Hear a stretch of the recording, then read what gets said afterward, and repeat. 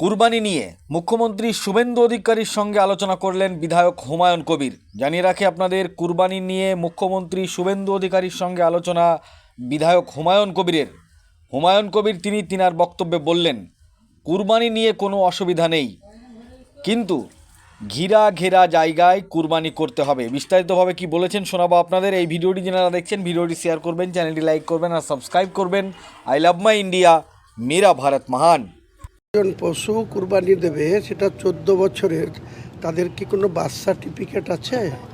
কোটি সেয়াদম উপলক্ষে প্রায় 3 কোটি মুসলমান বসবাস করে পশ্চিমবঙ্গে। সেখানে দাঁড়িয়ে আপনি একজন সম্প্রদায়ের নেতা হিসেবে কাজ করছেন। সেই দিক দিয়ে 3 কোটি মুসলিম সম্প্রদায়কে কীভাবে আশ্বস্ত করবেন? কারণ ভারতবর্ষ 2 নম্বর আছে বিশ্বের মধ্যে বিফ এক্সপোর্টে।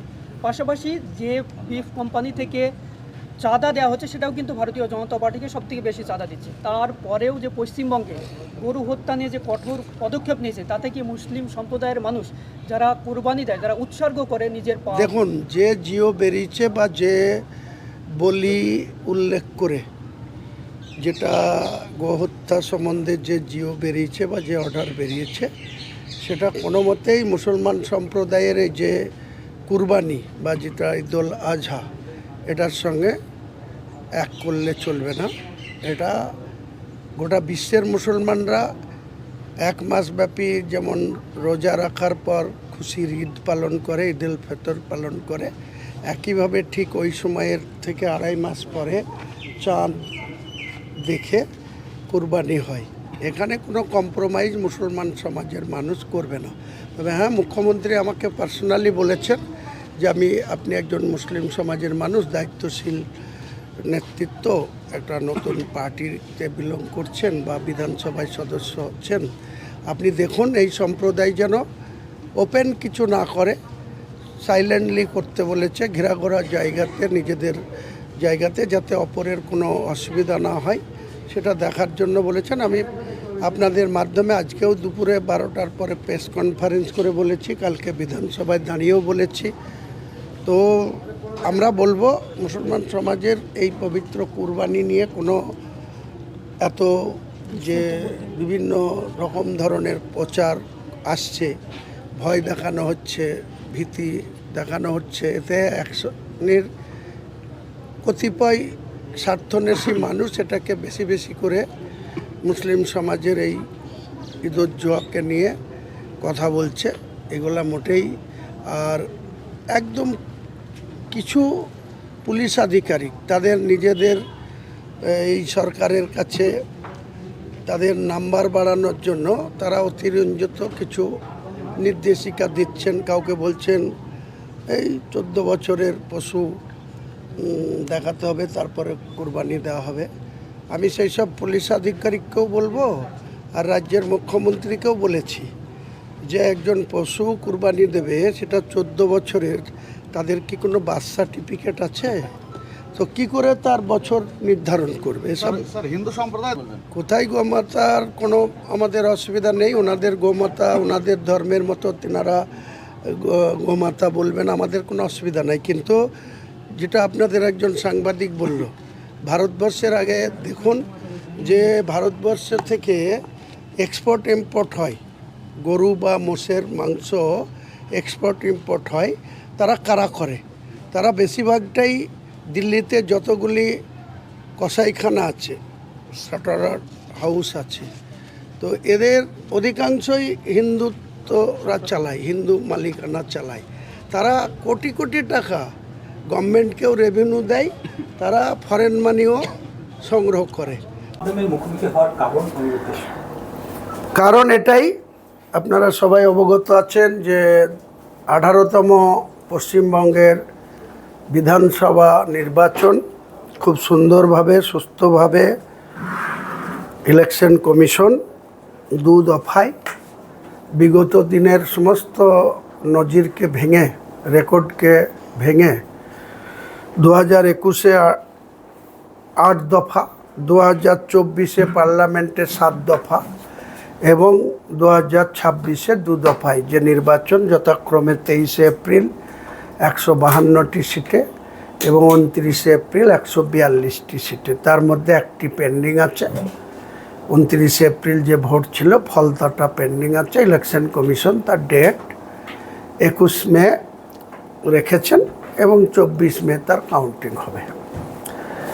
এখন এই সরকার মানুষের জনগণের বিপুল সমর্থন পেয়ে বিজেপি সরকার পশ্চিমবাংলায় সরকার করেছে। এই সরকারের বারবার আমরা এই বিজেপি নেতৃবর্গর মুখে শুনেছিলাম যে পশ্চিমবাংলায় ডবল ইঞ্জিনের সরকার হলে পশ্চিমবাংলার মানুষ অর্থনৈতিক দিক থেকে শুরু করে স্বাস্থ্য, শিক্ষা, পানীয় জল, সাধারণ মানুষের যত রকম প্রয়োজন বেঁচে থাকতে গেলে, জীবনযাপন সঠিকভাবে করতে গেলে, সেইটা তারা ডবল ইঞ্জিন সরকার সুস্থভাবে পরিষেবা দেবে, সেই অঙ্গীকার তাদের পার্টির তরফ থেকে ছিল। আরও কিছু জনকল্যাণমূলক কাজ করার তারা প্রতিশ্রুতি রেখেছিল। আমরা লক্ষ্য করছি যে সেগুলাও তারা পূরণ করার চেষ্টা করবে যথাক্রমে। যেটা লক্ষ্মীর ভাণ্ডার, মমতা ব্যানার্জি যেটা বিরাট করে দাবি করত, সেটা অন্নপূর্ণা ভাণ্ডার নামে রূপান্তরিত হবে এবং 1 জানুয়ারি থেকে প্রত্যেক মহিলাকে 3000 টাকা করে দেবে। এছাড়াও 1 জুন থেকে। তো বাকি যেটা আরও অন্যান্য স্কিম আছে তারা সবটাই মুখ্যমন্ত্রী বা বাংলার ডবল ইঞ্জিনের সরকারের যারা নেতৃত্ব দিচ্ছে তারা তো এখন বাংলার মানুষ তাদের ক্ষমতা দিয়েছে, সবাই তাদের প্রতি অনেক আশা ভরসা নিয়ে যে দুর্নীতিগ্রস্ত সরকারটা প্রতিষ্ঠা ছিল সেটার থেকে মানুষ পরিত্রাণ পেয়েছে। কিন্তু এখন একটা সামনে গোটা বিশ্বের মুসলিমদের কাছে দুটো বড় ফেস্টিভ্যাল হয়। একটা হচ্ছে 1 মাস ব্যাপী রমজান মাস শেষে, যেটাকে ঈদ উল ফিতর বলা হয়, খুশির ঈদ বলা হয়। যে দেশের যা ভাষা সেই ভাষাতে এটাকে খুশির ঈদ বা ঈদ উল ফিতর হিসাবে পালন করা হয়। এখন এই সরকার কয়েকদিন হলো শপথ নিয়েছে, সেই শপথের পরে 9 তারিখে শপথ নিয়েছে, আজকে 16 তারিখ। আমরা বিধায়ক হিসেবে আমরা গত 13 তারিখে শপথ নিয়েছি। 13, 14, 13 তারিখে একদম মেকলিগঞ্জ থেকে, কুচবিহার থেকে শুরু করে মুর্শিদাবাদ আরও কিছু এলাকা নিয়ে 156 জনের শপথ হয়েছিল। আর 14 তারিখে বাকিরা শপথ নিয়েছে, কেউ আর পেন্ডিং নেই, সবাই মোটামুটি শপথ নিয়েছে। কিন্তু সমস্যাটা এটাই এই সরকারের কাছে আমাদের লক্ষ্য করছি যে সরকারের যিনি মূল কর্তা ব্যক্তি, যিনি সাংবিধানিক দিক থেকে সংবিধানের সমস্ত রকম নিয়ম মেনে যিনি শপথ নিয়েছেন মুখ্যমন্ত্রী হিসেবে, মাননীয় শুভেন্দু অধিকারী, তিনি যে কথা বলছেন বা তিনি যে পদক্ষেপগুলি করছেন, আমরা কারণে অকারণে সেই সমস্ত সিদ্ধান্তের ভালোভাবে দেখে শুনে তারপরে তার সমালোচনা করব। কিন্তু একটা বিষয়ে মুখ্যমন্ত্রীর কাছে আমি বিগত 2 দিন আগেও তেনার চেম্বারে গিয়ে আমি বলে এসেছি। তিনি আমাকে বলেছেন যে আপনি নিজে মুসলিম একজন বিলং করেন, তো মুসলিমদের কাছে আপনি আশ্বস্ত করুন যে এইরকম কিছু আশঙ্কা করার কোনো প্রয়োজন নেই। কিন্তু এক শ্রেণীর সংবাদ মাধ্যম, কিছু ইউটিউবার আর কিছু মুসলিম সম্প্রদায়েরই কিছু যারা এতদিন তৃণমূল কংগ্রেস করত, তাদের এবারও আশা ছিল, ভরসা ছিল, বাসনা ছিল যে তাদের তৃণমূলের সরকারটা আবার রিপিট হবে বা চতুর্থবারের জন্য মমতা ব্যানার্জি ক্ষমতায় আসবে। সেটা হয়নি। তারা এখন শুরুতেই এই যে ঈদুজ্জোহা যেটা ঈদুল আজহা বলে, আমাদের কুরবানি বলে। 1456 বছর আগে যখন আমাদের কোরআন নাজিল হয়, তখনই এই ত্যাগ বা একজন নবী, তিনাকে নিজে উপরওয়ালার তরফ থেকে স্বপ্ন দেখানো হয়েছিল যে তার সবথেকে পছন্দের বা প্রিয় ব্যক্তিকে কুরবানি করে আল্লাহকে খুশি করতে হবে। তো সেই হজরত ইসমাইল আলাইহিস সালাম তিনি তিনার সবথেকে প্রিয় তার সন্তান, তার পুত্র ইসমাইলকে তিনি কিন্তু কুরবানি দেওয়ার জন্য সাজিয়ে কুজিয়ে জামা কাপড় পরিয়ে ইসমাইলের মাকে বুঝিয়ে কনফিডেন্সে নিয়ে তাকে কুরবানি করতে নিয়ে গিয়েছিল। মহান আল্লাহ তাআলা তার প্রতি এতটাই খুশি হয়েছিল, এতটাই বিশ্বাস রেখেছিল যে সে যখন তার পুত্রের গলায় ছুরি চালায়, তখন দেখা যায় যে তার পুত্র সেখান থেকে সরে গিয়েছে, একটা দুম্বা এসে সেখানে কুরবানি হয়েছে। কাজেই বিশ্বের মুসলমান ধর্মের কাছে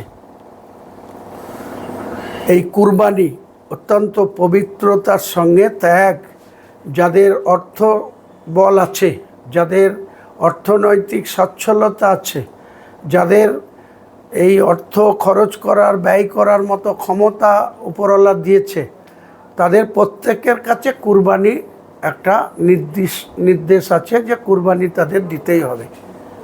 হজ যেমন অর্থশালী ব্যক্তিদের কাছে ফরজ, তাদেরকে হজ করতে যেতে হবে। 5 ওয়াক্ত নামাজ পড়া যেমন মুসলমানদের কাছে নির্দেশ আছে বা সেটা বাধ্যতামূলক করা আছে, পাশাপাশি এই কুরবানি ঈদুল আজহা এটাও বিশ্বের মুসলমান, ভারতবর্ষের মুসলমানের কথা ছাড়েন, পশ্চিমবাংলার মুসলমানের কথা ছাড়েন, কিন্তু গোটা বিশ্বের মুসলমানদের কাছে এটা একটা বিরাট বড় উৎসব বা তাদের শ্রেষ্ঠ উৎসব বলা যায়। 1 মাস ব্যাপী যে রোজা, রমজান, তারপরে খুশির ঈদ, এবং ঠিক তার 2.5 মাসের মধ্যে চন্দ্রের মোতাবেক অর্থাৎ চাঁদের দেখে এই কুরবানি করা হয়।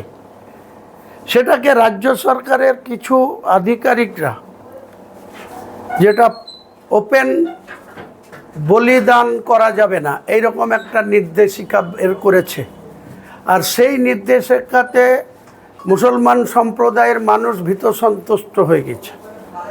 তাদেরকে কিছু নবাগত বিজেপি, কিছু 15 বছরে মমতা ব্যানার্জির নেতৃত্বে থাকা তৃণমূলের কিছু বদমাইশ মুসলমান, তারা কিছু নবাগত হিন্দু বিজেপি এবং কিছু তৃণমূল পরাজিত হয়েছে কিন্তু তাদের আস্ফালন এখনও দমেনি। তারা বিভিন্ন মুসলিম গ্রামে এই বিজেপি সরকার আসার জন্য তারা মুসলমানদের ভয় দেখাচ্ছে, ভীত সন্তুষ্ট করছে এবং পবিত্র কুরবানি নিয়ে মিথ্যাচার, অপপ্রচার, কাউকে বলছে মাইক খুলে নিতে বলেছে। কিছু কিছু ওসি বিভিন্ন থানায় আগে যারা শাসক দলের হয়ে ন্যাকেটলি দলবাজি করেছে বা অন্যায় সিদ্ধান্তগুলোকে ইমপ্লিমেন্ট করেছে, তাদের মধ্যে অন্যতম ছিল একজন আমাদের মুর্শিদাবাদ জেলার কাঁদিতে বাড়ি ছিল শান্তনু সিনহা বিশ্বাস। তাকে ইতিমধ্যেই 2 দিন আগে অ্যারেস্ট হতে হয়েছে এবং 298 জন আধিকারিক যারা রিটায়ার করার পরেও মমতা ব্যানার্জির প্রশ্রয়ে কেউ 1.5 লক্ষ, কেউ 2 লক্ষ, কেউ 1 লক্ষ করে পেনশন ছাড়াও স্যালারি নিত, তাদেরকেও বর্তমান সরকার, তার মুখ্যমন্ত্রী শুভেন্দু অধিকারী সবাইকে একদম ঘরে ঢুকিয়ে দিয়েছে, সেই সমস্ত কর্ম থেকে তাদেরকে বিচ্ছিন্ন করে দিয়েছে।